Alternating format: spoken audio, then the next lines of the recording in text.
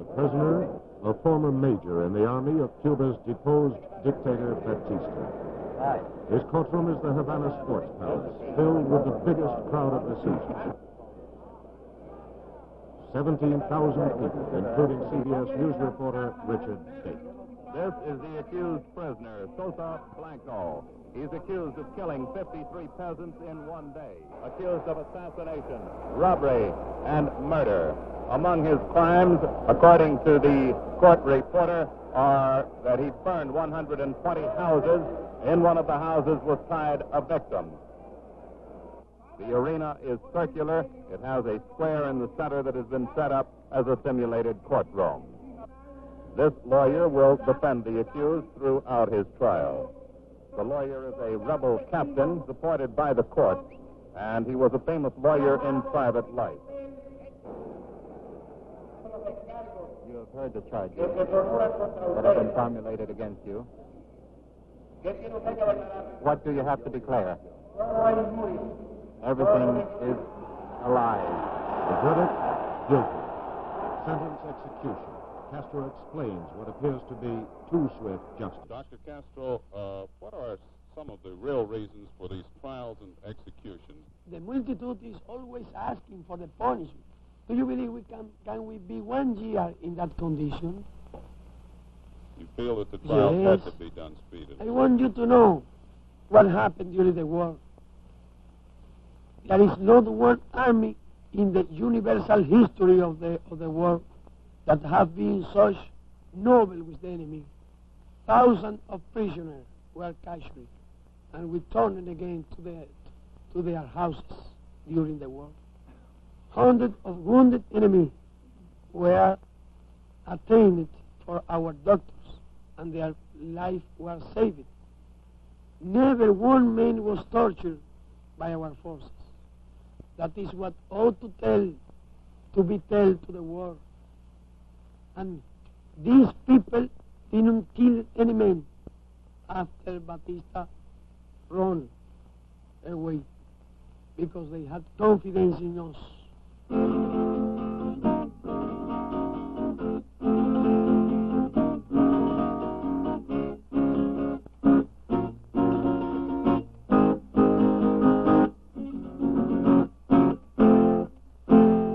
This is Stuart Novin speaking from the business section of downtown Havana. Actually, this city is like any other city of its size in this part of the world, despite the fact that just 28 days ago, a revolution threw out one government and brought in a new government. That new government traveled the road to Havana and power from these mountains, 500 miles away at the eastern end of the island. This was where Castro spent 2 years gathering his forces, harassing Batista's government with sabotage and guerrilla attacks, rallying Cubans to the cause of the revolution. Their garrisons were temporary camps like this, primitive. Every pound and package of supplies hauled in by foot. And all of it paid for, Castro insisted. This was his gentle army, forbidden to steal or loot or to use liquor. Almost 2 years ago on his mountain, Castro told CBS News reporter Bob Tabor he had no doubt the revolution would succeed. It is not the same to fight for liberty as to fight against it. All the people of the Sierra Maestra are with us. We have struck the spark of the revolution. We gladly suffer cold and rain and the hardship of life in the mountains. This is only the beginning. The last battle will be fought in the capital. You can be sure. This was the capital a few weeks ago. Batista had buckled and fled, and Castro entered Havana in triumph without the last battle.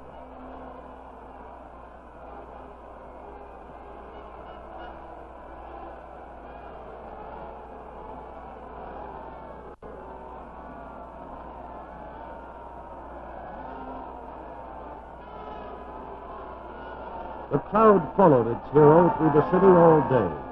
That night, at his new military headquarters, they heard him proclaim the success of the revolution and discuss its future. Fidel Castro with the dogs of peace sitting on his shoulders as he surveys the crowd that is tonight celebrating Cuba Libre.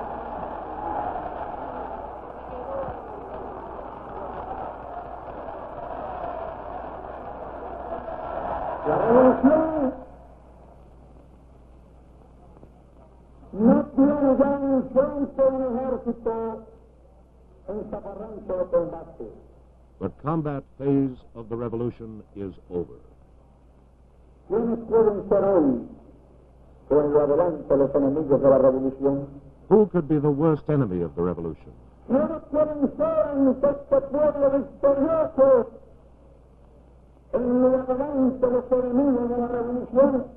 Who could defeat our aims at our moment of triumph? Los peores enemigos que en lo adelante pueda tener la revolución cubana.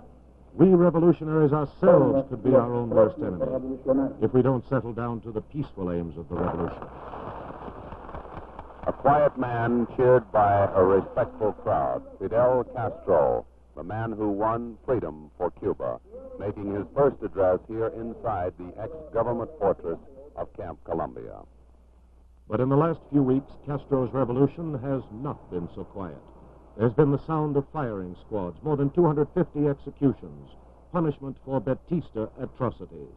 And some critics in the United States contend that with these executions, the revolutionaries have become their own worst enemy. Angered by these critics, Castro answers them at a mass meeting. This is the biggest gathering and demonstration in Cuba's history. Almost 1 million people are here. There is Fidel Castro, the leader and the cause of this demonstration. The purpose of today's gathering is to show the whole world that all Cubans are united in the rebel victory and that all of them support the execution. When In that palace there was a miserable traitor, a criminal who killed over 20,000 of our compatriots. Those campaigns were never made against Cuba. Against him, when we had a thief in there who stole $300 million, when the entire republic was governed by a group of gangsters, those campaigns were not made against them in foreign press. When dozens of our compatriots were murdered every night,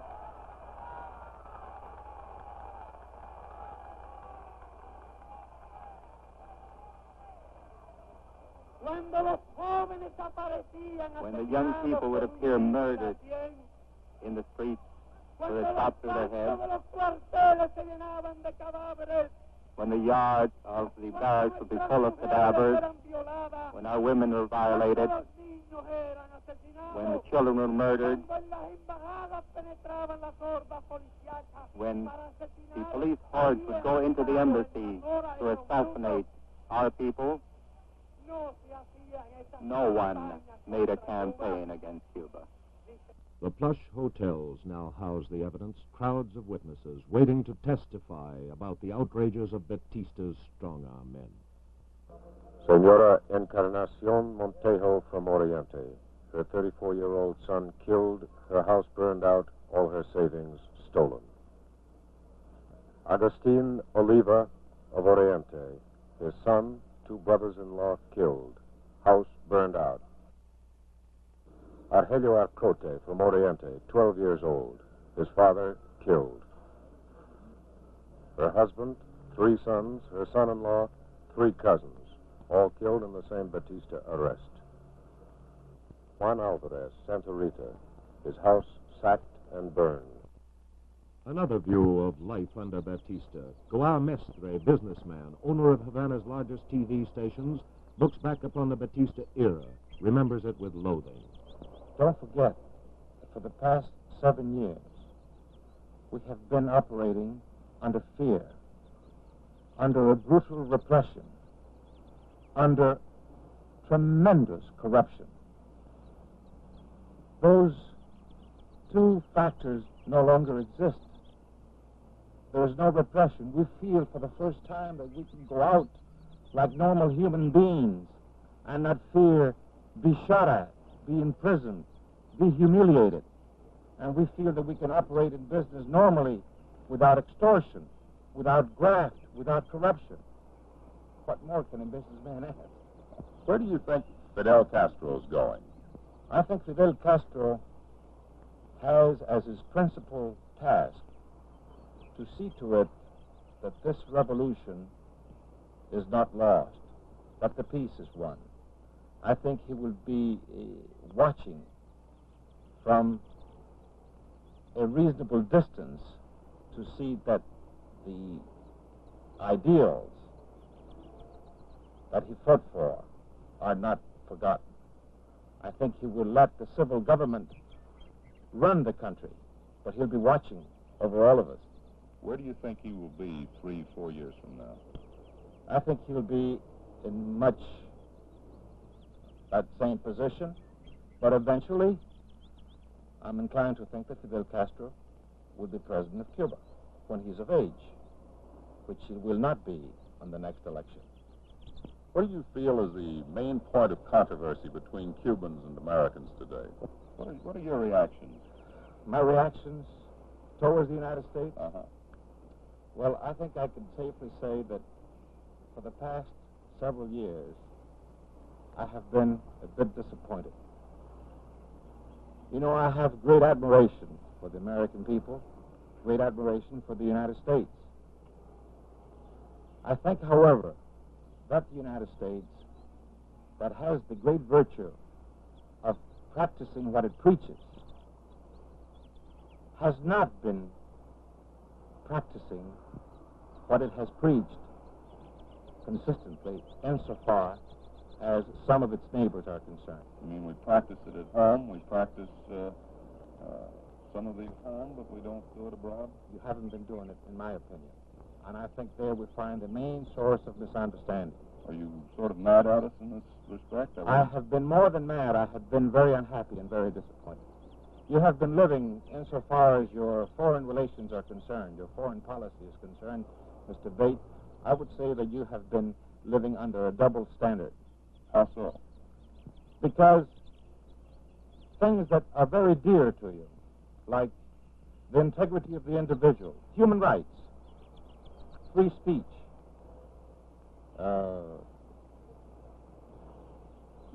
things of that sort. Yeah. You have ignored them, I think.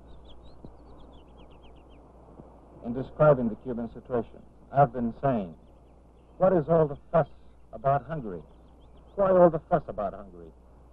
When 90 miles away from Key West, we have had conditions just as bad, if not worse, than those that have prevailed in Hungary.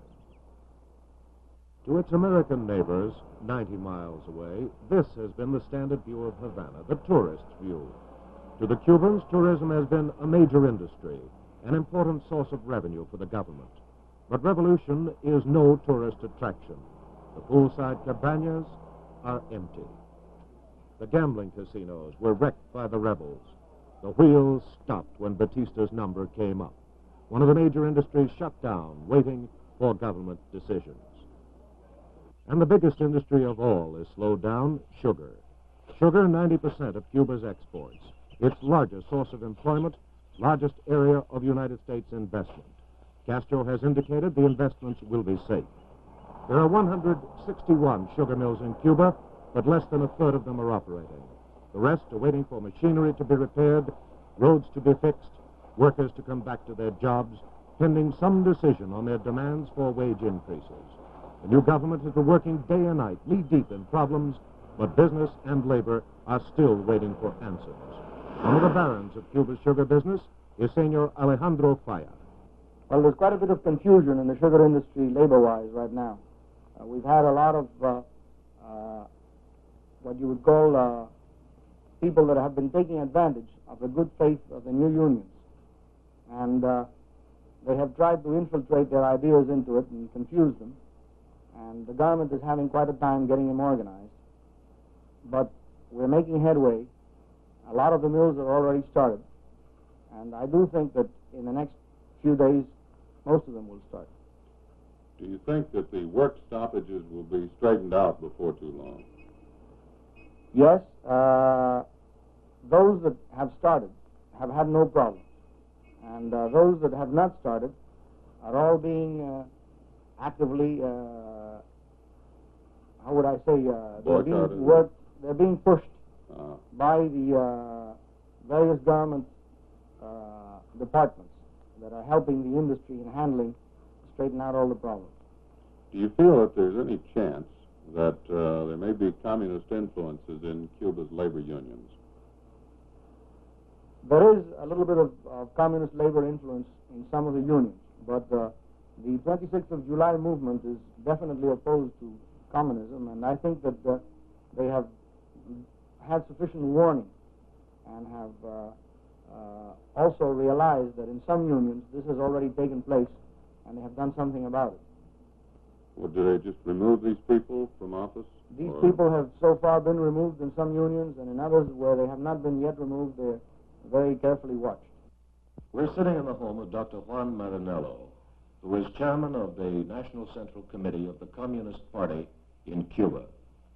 With us, seated in the middle, is Dr. Carlos Rafael Rodriguez, who is a member of the Politburo of the Communist Party in Cuba and a member of its Central Committee. How will the Communist Party make its influence felt? Will you ask for wage increases? Well, right now we feel that Cuba needs generally wage increases because we have inflation, not as big as the inflation in Chile, but a big inflation. Will you have actual demands for wage increases in the near For future? example, in this very moment, we are demanding increases of 10% in the wages of the Cuban workers. That will be correct because... The sugar workers? Yes, 10%. Dr. Rodriguez, do you reserve the right to try to call a strike of workers if salaries are not raised in the foreseeable future? Well, the workers have the right to strike. This will be a workers' position. This is not a position of the Communist Party. We believe that all the parties in Cuba are given a good possibility of expressing themselves. Maybe they have certain positions against Castro, but they cannot afford to express it publicly now because the public opinion in Cuba, public opinion is so much in favor of Castro that they don't want to irritate right now the public opinion.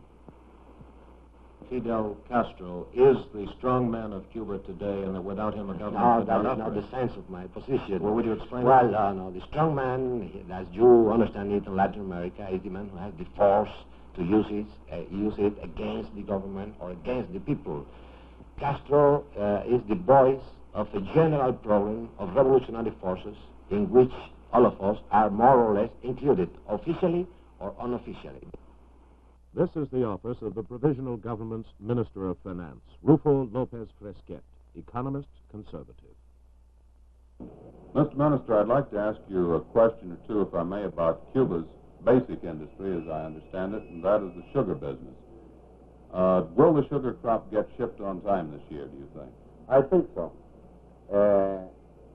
We have till August to do the harvesting and the grinding, and notwithstanding the difficulties we have now in communications, every step has been taken in order to solve all those problems. So I think we will be able to grind a very huge crop this year, over 5,800,000 long tons.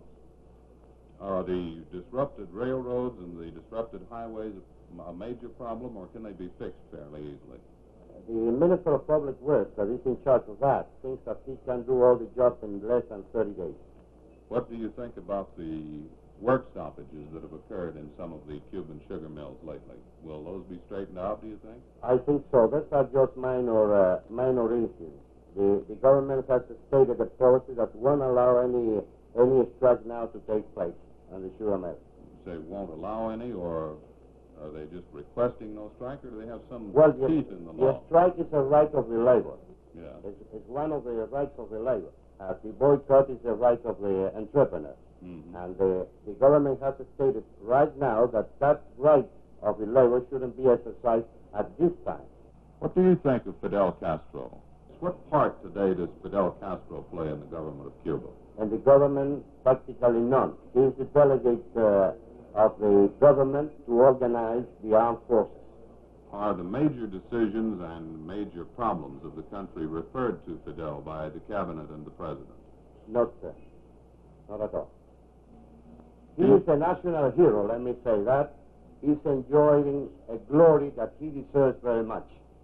He looked for that glory. He's still looking for that. He's not looking for power at all. Another government spokesman, Labor Minister Manuel Fernandez Garcia. At the left, his English-speaking aide, Rene Diaz. We asked them what would be the government's policy in dealing with the work stoppages that have occurred in at least two big industries, tourism and sugar.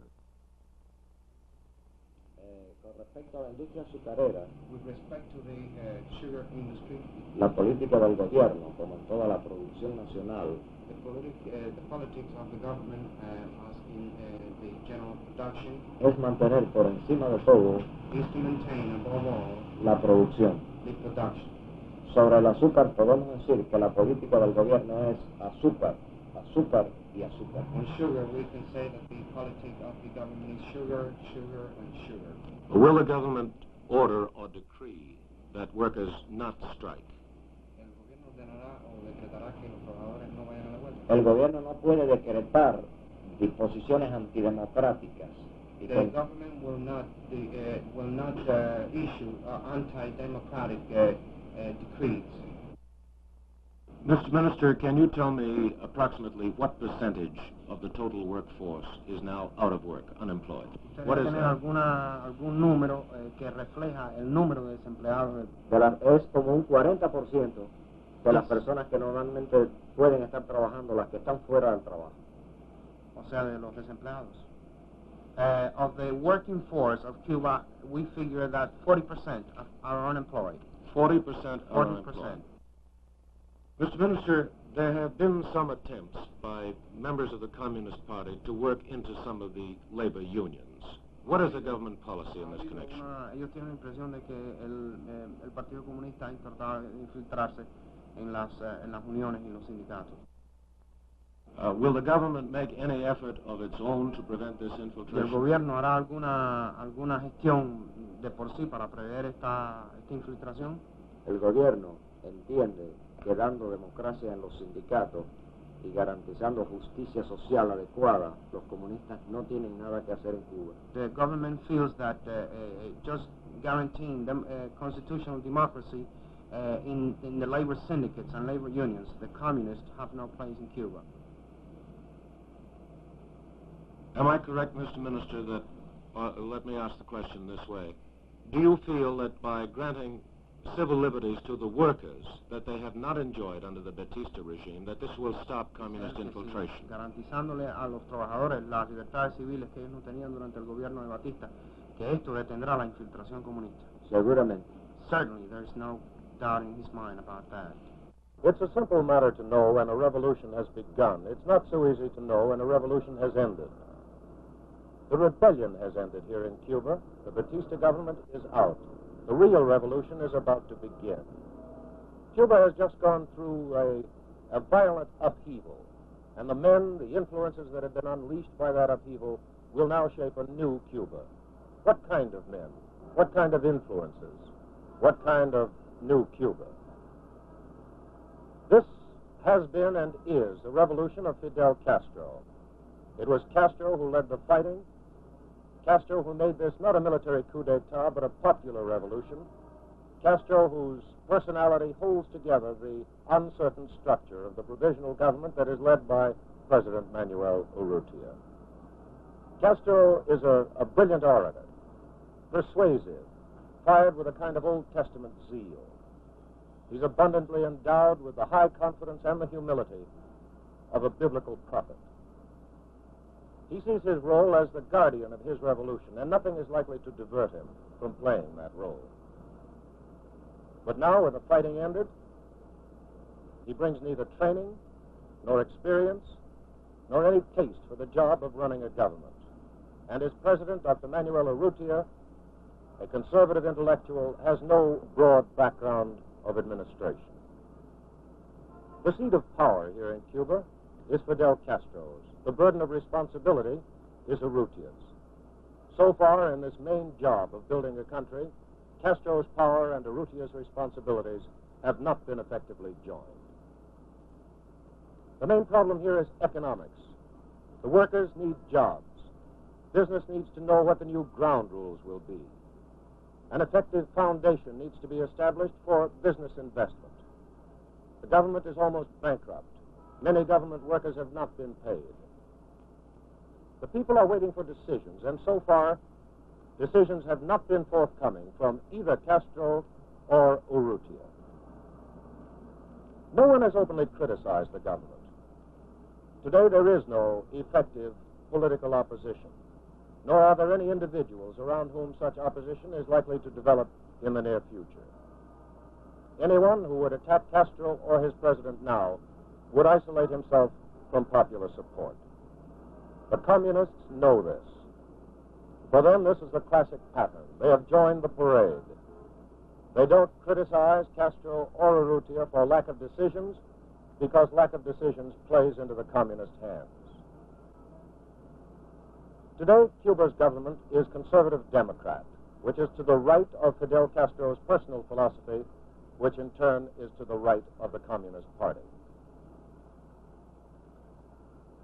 There is little communist influence in the government structure, but the tug of war for control of Cuba's future has already started between Urrutia's democratic government and the Communist Party. Cuba's lack of experience with democracy has left this country denuded of honest and trained administrators. The heritage of fear that Big Brother may be watching has made working-level decisions reluctant or evasive. The communists, who have been underground for years, now emerge with a solid core. They're in the open, and there is fertile field. The old Batista-dominated labor unions were led by corrupt bosses who were paid off to keep wages down and to eliminate strikes. Those bosses are now out. But the workers' resentment has broken out in widespread work stoppages in the sugar industry and the tourist industry, key industries. And the communists are moving in to the unions on every level, encouraging the resentment, filling the vacuums. It is the conclusion of this report by CBS News that if the government fails to act, create jobs, to increase the standard of living, to lay a solid foundation for an effective economy, if the government fails to act, popular opinion will cause Fidel Castro, who is committed to protect his revolution, to change the government. Cabinet ministers will be dropped, and those who replace them will come from the political left. We have called this report Castro's Cuba. Perhaps it might be properly subtitled The Coming Battle for Cuba. You've been listening to CBS News correspondent Stuart Novins and CBS Newsman Richard Bate in a videotaped CBS News special report. The director in Havana was Jack Kern.